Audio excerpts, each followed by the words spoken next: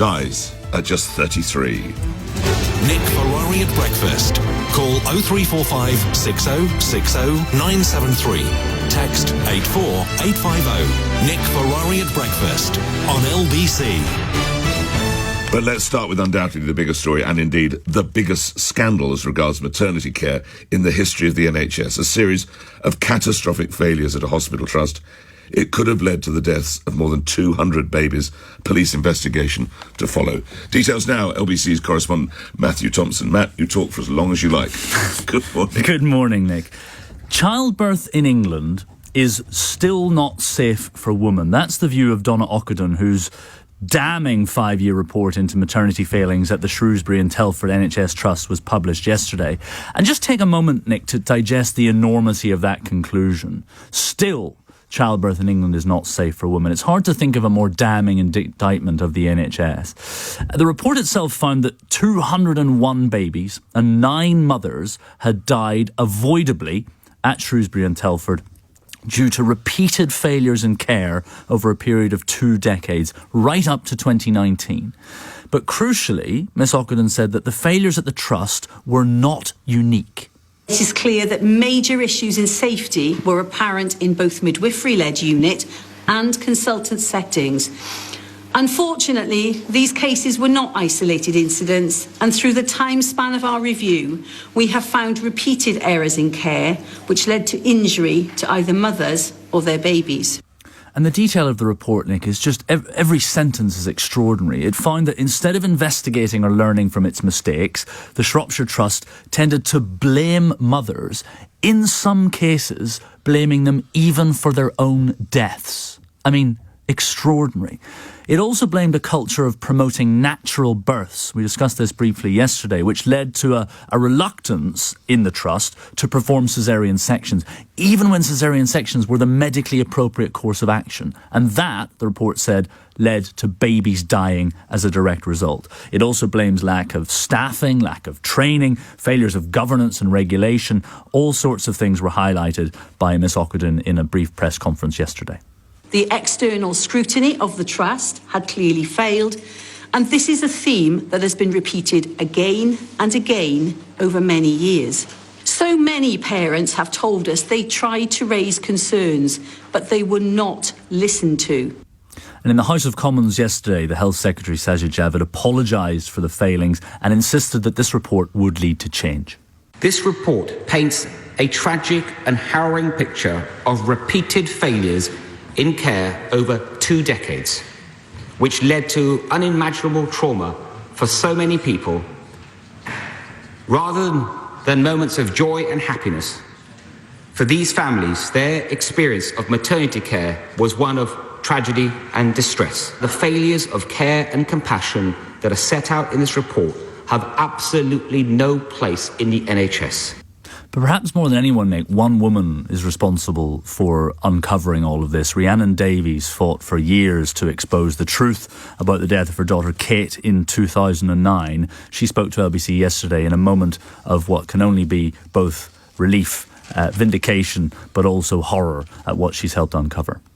It is absolutely devastating. It's been a very, very difficult day, a very emotional day, and yet a potentially positive day in that Donna Ockenden's team, what an incredible bunch of clinicians, and Donna have shone a light into the darkest recesses of this toxic trust, and not only found lessons that need to be learned for this hospital trust, but for the whole of midwifery services across the UK, that will create a positive legacy of change.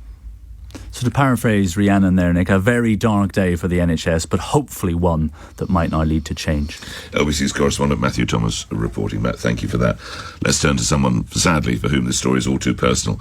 I refer to the Reverend Charlotte Cheshire, a mother whose son Adam was left severely disabled after contracting meningitis following delivery at the Royal Shrewsbury Hospital back in March 2011. He's now 11 years of age, but sadly has a development age of just 4. The Reverend joins me now. There's a lovely picture of you and your son in one of the newspapers today. I don't know if you've seen it. It's in the Metro. It's a very touching picture. Might I take you back? What do you remember of the care or lack of care that you were provided at that time? Good morning to you. Good morning. Good morning. What I remember is that ultimately, unfortunately, there were many signs that my son was ill, that there should have been more intervention from the hospital, and it didn't happen in time to avoid him becoming life-threateningly ill. And were you able at any stage to make your concerns aware, or with your partner or your husband? At the point at which we were finally discharged, when I had been an inpatient for 18 days and my son for 23 days, at that point we were told, I'm sure you're a bit overwhelmed right now, but if you ever want to come back and ask us any questions, we'll go through your records with you. And that was it. Looking back, what sticks in your mind about the care that you were provided, Reverend? About the fact that, to the best of my knowledge, it didn't have to be this way, because there were, as I said, so many opportunities for staff to pick up that there was something wrong with Adam. First of all, that my waters broke 35 hours before Adam ultimately arrived in the world. And on each of the 3 occasions that the midwives checked me, they just sent me home and said, oh, wait for events. You know, there was no conversation of, do we actually need to intervene, until we got to round about hour 18, 19, and even then, it was, if we do intervene, it won't be for another day. And in terms of labour and delivery, that's a long time.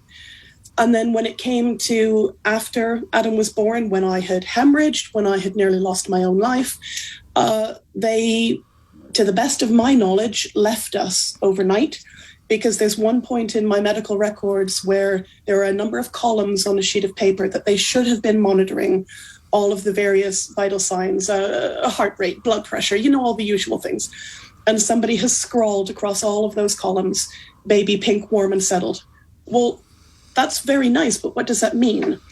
And then come 6 a.m. the following morning, at that point, I was starting to say that Adam was crying, but not just because he was a newborn, crying in the sense that it was high-pitched, it was shrill, and he just couldn't be comforted. He hadn't eaten all night. He couldn't be soothed. At one point in the morning, the staff even recorded that they heard him grunting, a clear sign of meningitis, and still they waited. And they waited until it was nearly too late. Do you mind my asking, was Adam your first child? Yes, Adam was my first, and ultimately, because of those experiences, my only. My husband had another son from his previous marriage, but for me, it was my first, and we'd always intended to have more. But because of those experiences, I was just too frightened and too traumatized to go there again. What was the chat between the other mums? Were many of you questioning or complaining at the care you were getting or not getting? To be perfectly honest, at the actual point of Adam's birth, I was both incredibly weak from having hemorrhaged, and then very, very quickly, I'm talking the following day, but once Adam was taken to intensive care, life support, coma, the whole 9 yards, at that point I was put in a side room on my own.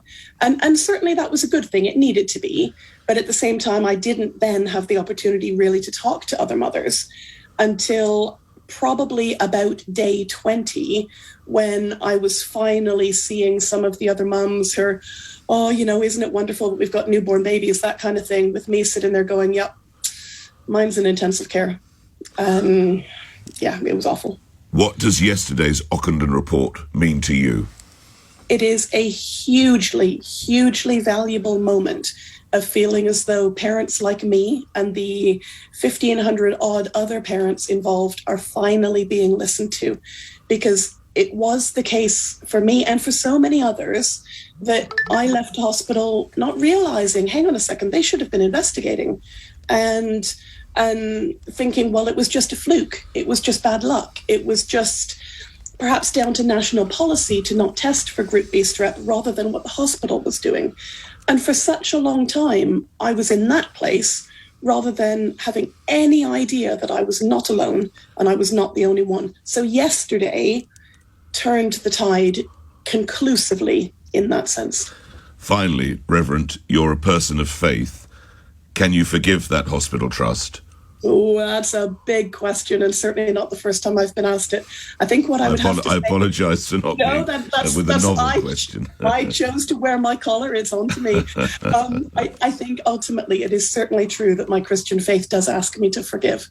At the same time, I'm only human, and that's a process, and it's a struggle, because it is an awful lot easier to forgive when somebody actually takes responsibility and says sorry, which for so many years this hospital didn't. So talk to me again in 5 years and maybe I'll have gotten to the place my faith says I should be, but give me time. You've got a date. Would you give my best to Adam? He looks a smashing little fella. The picture's in the paper. Thank you so much. That's Charlotte, Cheshire, a mother whose son Adam was left severely disabled by this. 14 after 7. So what now for the mums? And indeed, of course, the dads as well. Laura Preston is a principal lawyer and team leader in the team at Slater and Gordon, acting for families suffering as a result. What legal recourse is there? Good morning to you. Good morning. In the UK, the only legal recourse really in this scenario is to pursue litigation, which hopefully would result in compensation for families like Charlotte and Adam, who obviously are left in a position where if care has let them down, they are needing very practical and very expensive care and assistance for those children, or for injuries suffered by mums. So that's what the law can offer them, which obviously in a tragic scenario like this only goes some of the way. The trauma is much wider than that. This is your area of speciality. Have you ever seen anything like this before? No, not on this scale, and not certainly with the level of repetition over such a long period of time, and some of the aspects of the failings that were identified by Donna's report, blaming mothers, blaming families where things have gone wrong, not investigating, repeatedly not doing those things, and then also none of this being picked up by so-called external scrutiny. Really shocking. Does it speak to a culture at the hospital, at the trust? I think without doubt. I think over 20 years you can't conclude anything else. I think it's a systemic and cultural failure here. And ultimately, what needs to come out of this, would you say, so that other mums and indeed dads don't suffer this kind of ordeal? I think it's absolutely essential that the recommendations of the report are put into action, but I think that has to be at a level in the Shrewsbury Trust and also nationally. I think the staffing level shortage must be looked at urgently. This is a problem we're seeing in all trusts.